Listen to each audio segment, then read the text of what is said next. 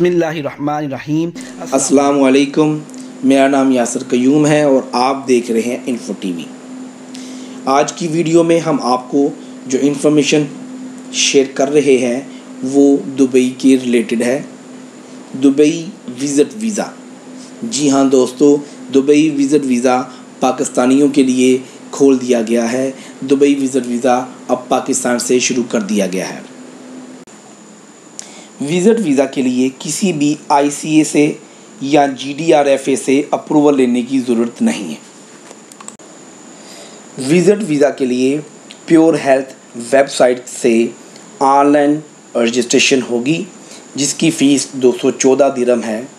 214 दिरहम fees bank के credit या debit card के ज़रिए ऑनलाइन अदा होगी। अप्रूवल आने के बाद आपने टिकट प्लान बनाना है। टिकट प्लान के बाद 3 दिन के अंदर अंदर आपने कोविड-19 PCR टेस्ट किसी भी शौकत खान जुगतई लैब से आपने करवानी है। ये तमाम प्रोसीजर विज़िट वीज़ा वालों के लिए है।